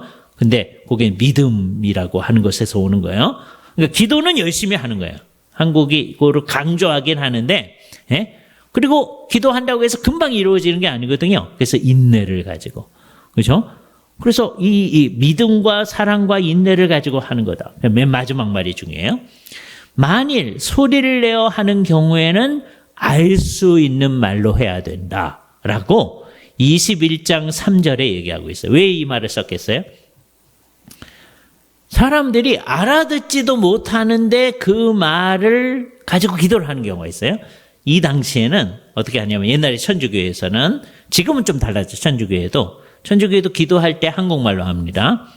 근데 옛날에 1965년 그 이전에는, 제2바티칸 공의 이전에는 예배를 할 때요, 주로 라틴어로 했거든요. 예? 그러면 모든 사람, 기도도 라틴어로 하는 거예요. 예? 그러니까 모든 사람은 무슨 말 하는지도 몰라. 예? 요즘은 이제 이래 놓고 자막으로 번역을 해줄 수도 있겠지. 옛날에는 그런 것도 없으니까. 그런데도 그냥 앉아 있는 거예요. 일단 그거를 하면 안 된다는 거예요. 그 나라 사람들이 알아들을 수 있는 말로 기도해야 된다라고 하는 거예요. 그죠? 그거 첫 번째 고려점이에요. 두 번째 고려점은 뭐냐면, 기도를 하는데 사람들이 알아들을 수 없는 이상한 말, 그걸 우리나라에서 방언이라고 얘기해요.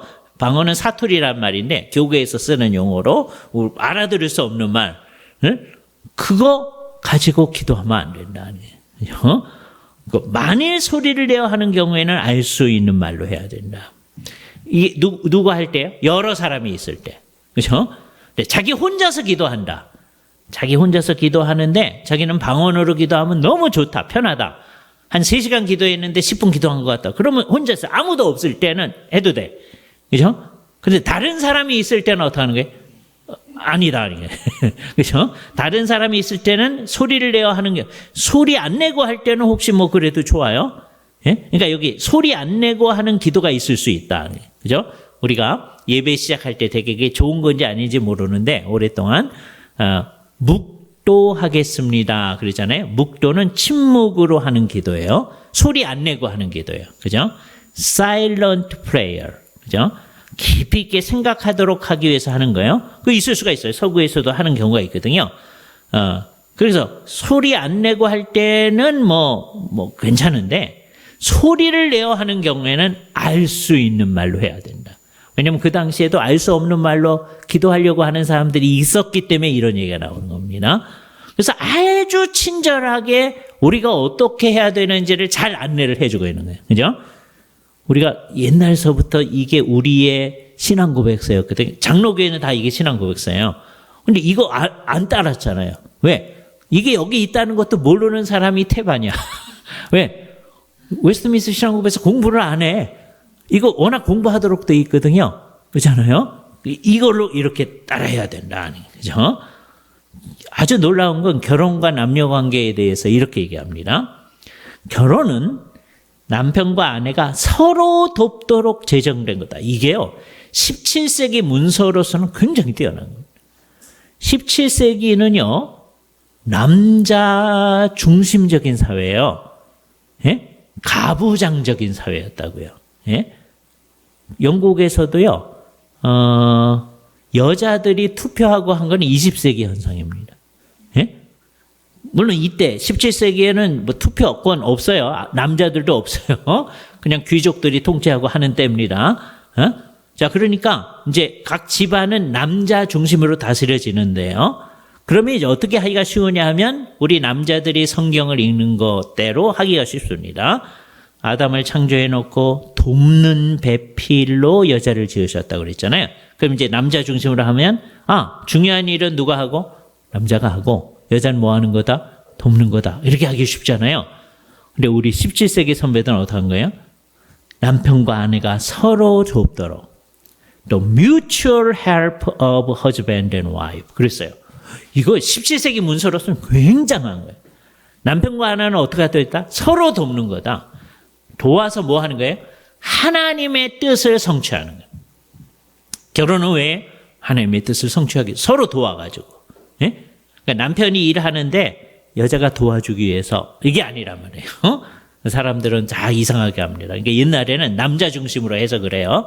그랬더니 요즘은 여자들이 이제 힘이 세졌잖아요. 여자 중심으로 해석을 합니다. 그래서 이제 그 성경 구절을 가지고 뭐라고 하는지 아세요? 자, 여자가 남자 돕도록 돼 있잖아요. 자, 그걸 가지고 자, 도움을 주는 사람이 힘이 셉니까? 도움을 받는 사람이 힘이 셉니까? 그럼 당연히 도움을 주는 사람이 힘이 센 거죠. 그 누구 중심에? 여자 중심. 이게 하는 거란 말이에요. 근데 그게 성경의 의도가 아니란 말이에요.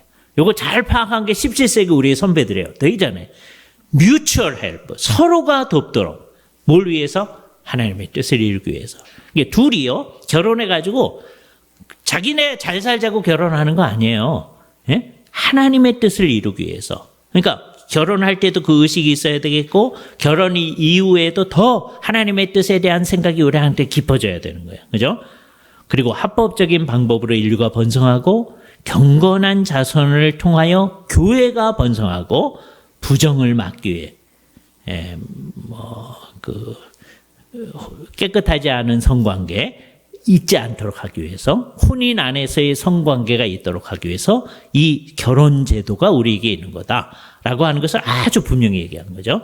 인류가 번성하는 거 굉장히 중요한 거예요. 또 교회 공동체 안에서는 경건한 자손들이 있어서 교회가 든든히 세워질 수 있도록 하는 거 굉장히 중요한 거다. 그죠? 그래서 우리 시대에는 결혼을 자꾸 안 하려고 하고 늦게 하려고 하는 조류가 있는데 이런 걸 잘 배운 사람들은 그래서 서구에서 아주 신실한 사람들은 될 수 있는 대로 빨리 결혼을 시키려고 합니다. 그죠? 그것도 늦긴 늦는데 하여튼 대학을 졸업하면 그냥 결혼을 하는 그 마음을 가지셔야 돼요. 예? 애들 대학 졸업하면 결혼시키세요. 예? 예. 그렇게 마음을 가지셔야 돼요. 빨리빨리. 그죠? 예.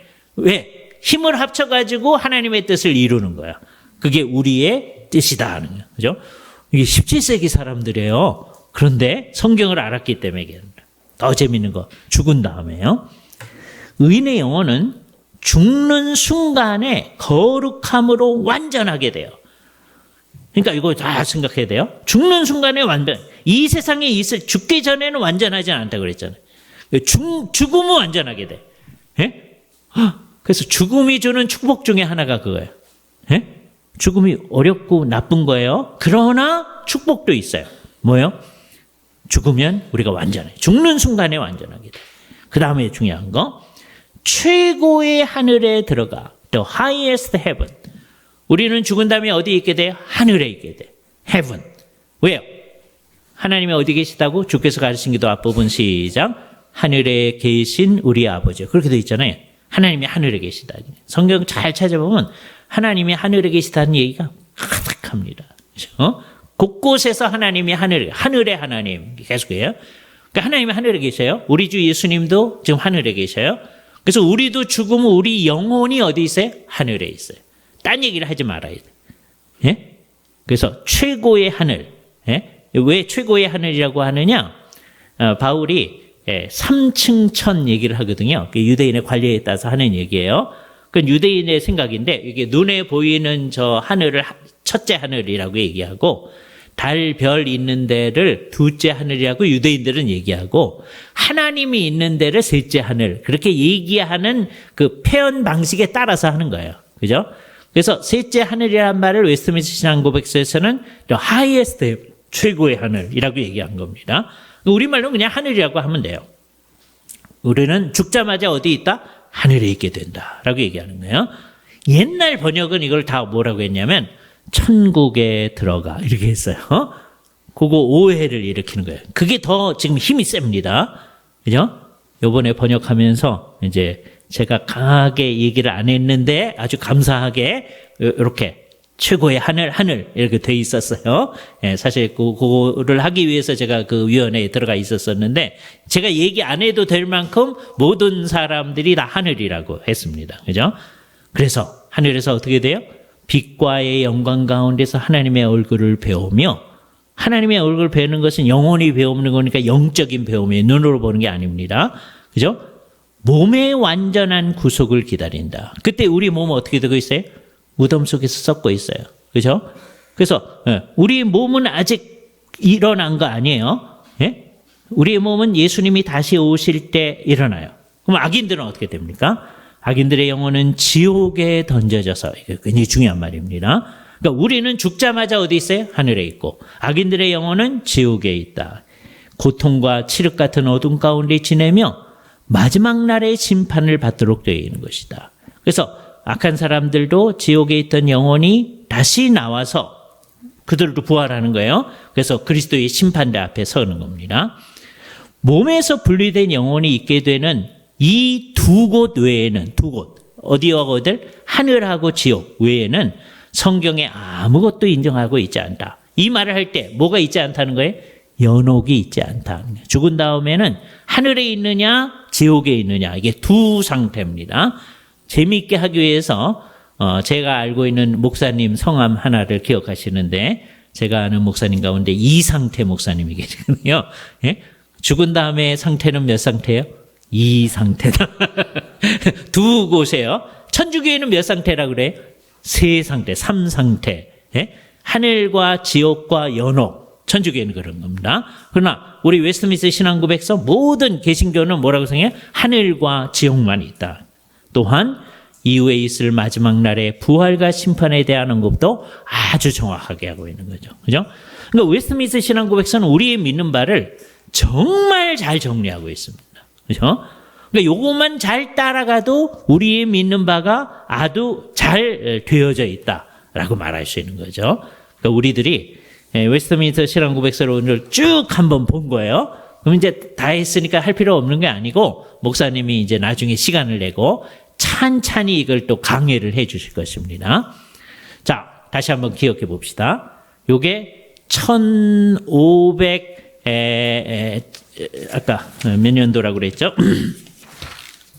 1646년 그죠?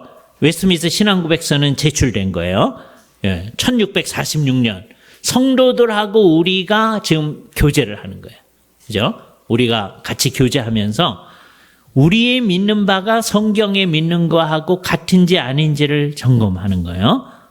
이 오늘 얘기한 것이 뭐 다른 것도 다 중요하지만 그것이 이분들이 믿는 바를 아주 잘 정론한 겁니다. 마음속에 이 생각을 가지고 우리도 늘 성경이 말하는 그 생각에 맞게끔 하는데 최선의 노력을 다해야 할 것입니다. 같이 기도하시죠. 거룩하신 주님 감사합니다. 매해 우리는 성경에 근거하여 우리 교회를 개혁하자고 했던 종교개혁자들의 정신을 따라서 종교개혁은 정말 우리의 믿는 바가 성경의 가르침하고 일치하지 않을 때, 우리 예배하는 방식이 성경의 방식하고 일치하지 않을 때, 교회의 제도가 성경의 방식하고 일치하지 않을 때 그거를 개혁하자고 하는 노력이었음을 우리가 살펴볼 수 있게 하심을 감사합니다. 이 성경적으로 개혁하려고 하는 개혁자들의 정신에 따라서 100여 년 후에 살던 웨스트민스터 신앙고백서의 작성자들이 정말 이 신앙을 그대로 성경적으로 잘 제시를 하고 그것대로 믿자고 모든 성도들한테 청유를 한 것을 그 작업을 한 영국 교회는 받아들이지 못하고 스코틀랜드 교회가 받아들이고 스코틀랜드에서 미국으로 이민 간 사람들을 통하여 미국에 그 신앙이 있게 하시고 그 미국에 간 선교사들을 통하여서 우리에게 이 신앙이 전파되어져서 우리들이 같은 신앙을 가지고 우리도 웨스트민스터 신앙고백서를 따라 살아가는 사람들임을 분명히 알 수 있게 하심을 감사드리옵나이다. 이 정신을 가지고 우리가 살아나가며 주님의 뜻을 온전히 성취해 나갈 수 있도록 우리의 마음을 주관하여 주시기만을 간절히 원하옵고 우리 주 예수 그리스도의 이름으로 기도하옵나이다. 아멘. 여기서 할까요? 예. 자, 뭐든지 궁금하시면 예. 바뀌는 게 세 가지 있다는데. 그렇죠.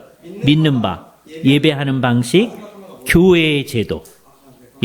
그 교회의 제도에 대해서는 다음 이제 내년도 종교개혁 기념 강좌 할 때 할 거예요. 왜냐하면 제가 생각을 해봤더니 작년에 우리가 지난번에 목사님이 부탁하셔서 교회의 직분에 대해서 얘기를 좀 합시다 그랬었는데 그걸 넘어왔는 것 같아요. 그죠? 그래서 올해 잊어버리고 안 했으니까 다음에 교회의 직분, 그 내년에 딱 있어서 대학생으로서 그 얘기를 들으셔야 됩니다. 예. 또 누가?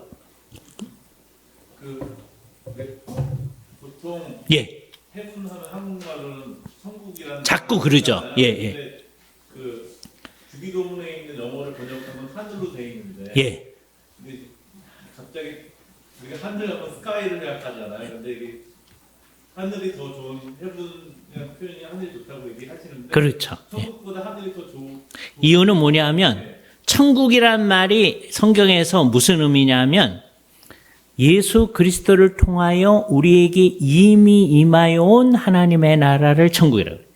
그 천국 또는 하나님의 나라 왔다 갔다 사용되거든요. 그 천국은 어떻게 된 거냐면 이미 우리에게 왔어요. 영적으로. 이루어져 있어요. 다 완전하진 않지만 영적으로. 그래서 죽은 다음에 가는 데를 자꾸 천국이라고 하게 되면 그거를 무시하게 돼. 그러니까 이제 사람들이 나중에 뭉개 가지고서는 지금도 천국이 임하여 왔고 나중에 죽은 다음에도 천국 가고 뭐 그렇게 하고 싶어 해요. 그게 뭐 현실적으로는 필요합니다. 왜? 우리 찬송가가요 전부 다 그렇게 돼 있어. 어떻게 돼 있냐면 지금까지 지내온 게 주의 크신 은혜라 이와 같이 천국에도 이르기를 바라는 이렇게 돼 있거든요. 그래서 천국에서 만나보자 이렇게 얘기하고 또 어떤 분들은 돌아가실 때 천국 환송 예배 막 그런단 말이에요. 그런데 그게 사실은 별로 좋은 건 아니에요. 예? 그래서 죽은 다음에 가는 데가 분명히 있거든요. 그거 없애버리면 안 됩니다. 죽은 다음에 가는 데를 뭐라 그러냐? 성경이 다 하늘이라고 합니다. 그죠? 그런데 성경엔 다 하늘이라고 하고 있는데 찬송가는 상당히 많은 곳에서 하늘이라고 안 하고 천국이라고 해놨어요. 그죠? 물론 이 찬송가 가운데서도 제대로 된 찬송이 있습니다. 예를 들자면 내 주 예수 모신 곳이 그 어디나 하늘나라. 하늘나라는 천국이라는 거예요. 그건 제대로 된 찬송이에요. 예? 예. 그렇잖아요? 그런데 그 제대로 된 찬송을 부르면서 우리는 어떻게 생각해요? 진짜 천국은 저긴데, 진짜 하늘나라는 저긴데, 그냥 비유적으로 내 주 예수 모신 곳이 그 어디나 하늘나라. 그러려고 하고 있단 말이에요. 예. 그래서 이제 용어를 정리하는 게 좋아요. 이게 이제 여러분이 앞서 나가는 겁니다. 이게 한국교회가 전체가 이게 되려면 세월이 한참 걸릴 거예요. 근데 여러분들 앞서 나가는 교회니까 어떻게 정리하는 거예요? 하나님 나라, 천국은 예수 그리스도 안에서 이미 임하여 온 그 실제, 영적인 실제예요. 눈에 안 보여요. 그러나 여기 있는 거예요. 그걸 얘기할 때 하나님 나라 또는 천국, 이게 신약성이 그렇게 돼 있어요. 그죠? 쓰고 다음에 우리가 죽은 다음에 우리 영혼이 속하는 데는 뭐라고 쓴다? 하늘이라고 쓴다. 근데 하늘이라고 예. 하면 예. 한글로 했을 때 예. 우리가 헤븐보다는 스카이를 생각할 가능성이 그래서 설명을 해줘야죠. 좀 더 좋은 예. 표현 같은 또 다른 표현이 있는데 하늘하고 똑같은 말이 예수님께서 한편 강도한테 네가 나와 함께 낙원에 있으리라 그랬잖아요. 그래서 paradise, 낙원이 영어로 paradise, 그냥 paradise is heaven 이렇게 되어 있거든요. 예? 벌코프 책에 나오는 말이에요. paradise is heaven. 낙원은 하늘이다. 이렇게 하는 거예요. 근데 그 우리말 성경, 책 교과서의 번역이 어떻게 되어 있을까요? 낙원은 천국이다. 이렇게 되어 있죠. 예? 예, 전통적으로. 예, 요걸 고치는 작업이 있어요. 근데 그거 안 될 거예요. 제가요, 한 40년 동안 그거 고치라고 해왔는데, 안 고쳐요. 예. 그러니까 여러분은 앞서 나가는 교회니까 이제 이거를 이제 알아듣고 이제 하신 겁니다. 그죠? 예, 낙원, 좋습니다. 그리고 천당이라고 써요. 예? 중국 분들이 중국에서는 천상이란 말을 더 많이 씁니다. 하늘을 천상, 티엔이라고 쓰는데 티엔상, 천상 써요. 그리고 가끔가다 천당이라고 그래요. 그래서 우리나라 사람들이 옛날에 그거 가져다가 죽음은 예수 천당 그렇게 썼던 거예요. 근데 이제 세월이 지나면서 그것을 천국으로 바꿨어요. 우리가. 예. 거기에서 문제가 생겨진 거예요. 그죠? 이게 언젠가는 이게 통일이 돼야 될 텐데, 이거 좀 어렵긴 어렵습니다. 왜냐하면 한국교회 전체가 다 그렇게 안 쓰니까. 그러나 여러분은 앞서 나가는 교회니까 그렇게 이해를 잘 하셔도 좋습니다. 그죠? 예. 그래서 죽은 다음에 가는 데는 하늘, 낙원, 천당. 그렇게 하는 거예요. 그죠? 거기를 한국교회에서 되게 뭐라 그런다? 천국이라고 그런다. 이렇게 알아들어야죠. 그래서 찬송가에 천국에 있을 때 그냥 불러오시는 게 좋아요. 그죠? 제가 옛날에는 이거 고쳐서 불러오자고 했거든요. 우리 교회에서 고쳐서 불렸는데, 우리끼리는 이해가 되는데, 새로운 사람이 왔을 때, 이게 어렵더라고요. 그래서 요즘은 안 고쳐 불러요. 한국교회가 언젠가 다 같이 고칠 때까지 기다리는 거예요. 절대로 안 고칠 겁니다. 예? 우리는 성경적으로 갈 마음이 별로 없어요. 이게 우리의 문제예요. 그죠? 예. 물론, 요거는 용어의 문제이기 때문에, 개념은 똑같거든요. 그렇잖아요? 예, 개념은 똑같은 거예요. 그러니까 그게 큰 문제는 아니야. 그러나 제대로 되면 용어까지도 바뀌어지는 게 좋은 거다. 이 생각하시면 좋죠. 그죠? 좋은 질문해 주셔서 감사합니다. 예. 말씀해 주세요. 예. 예. 올해도 뵐 수 있어서 예, 반갑습니다. 다리는 좀 어떠세요? 예. 그러셔요. 감사합니다. 예.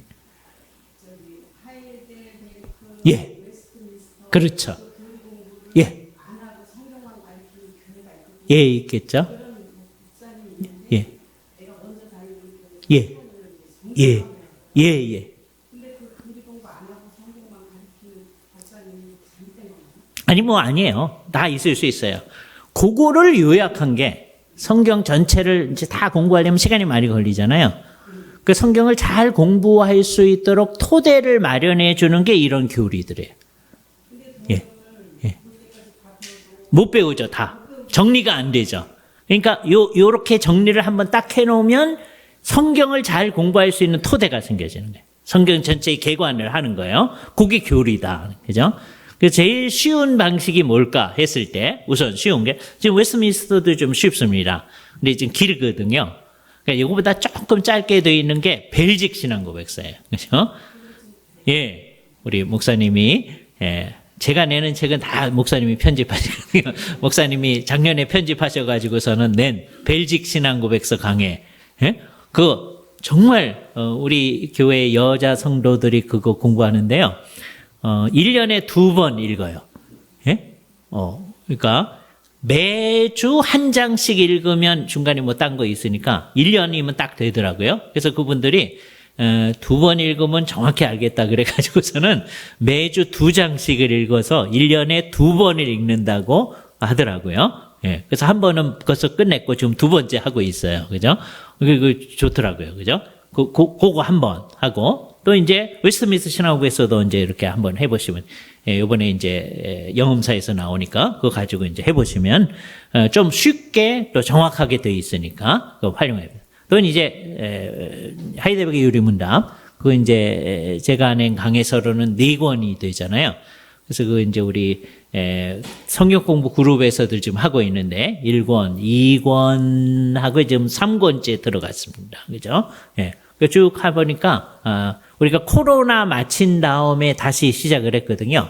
그러니까 코로나 마친 다음에 1권 끝나고 2권 끝나고 3권 지금 공부도 하고 있어요. 3권 끝나면 이제 4권 하면 한 번 쭉 맞춰지는 거죠. 그럼 그거 끝나고 나면 4년 정도 이제 할 텐데 4권까지니까 그러고 나면 또 이렇게 한참 하고 나면 우리가 뭐 했나 이렇게 될 수 있잖아요.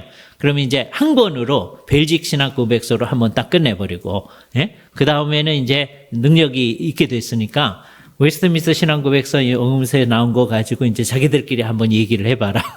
그 다음에는 웨스트민스터 신학 고백서 가지고 서로 논의해보고 이렇게 해보려고 합니다. 근데 그 모든 게 다 뭘 공부하는 거다?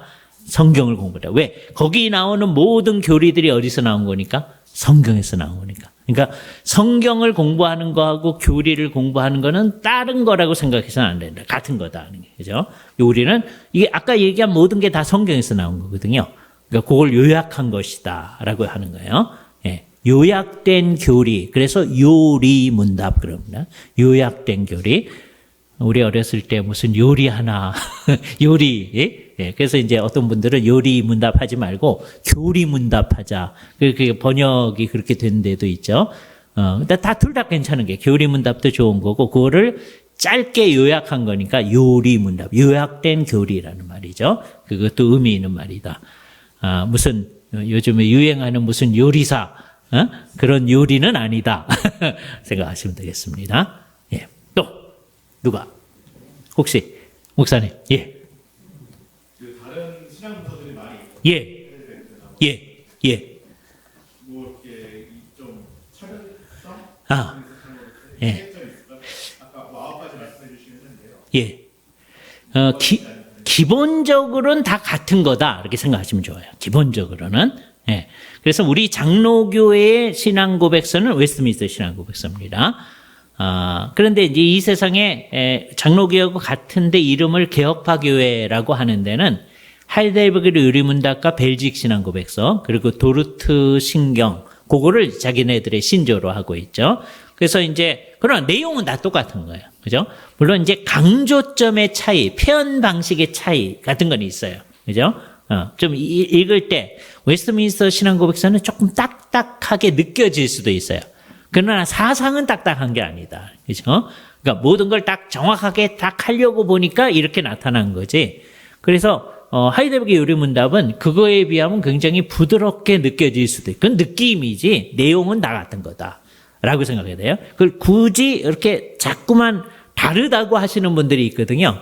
그게 별로 좋지 않습니다. 그래서 같이 접근시켜야 됩니다. 그렇죠?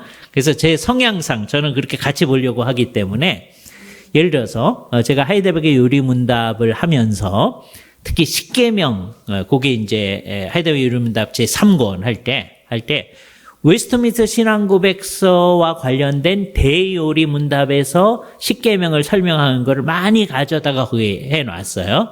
왜냐? 이게 서로 다른 게 아니고 서로가 서로에게 도움이 될 수 있는 거기 때문에. 그러니까 아주 현학적인 분들은 그 뭐라 그럴 수 있습니다. 아니 하이델베르의 유리문답 강해를 하면서 왜 웨스트민스터 대유리문답을 갖다 놓습니까?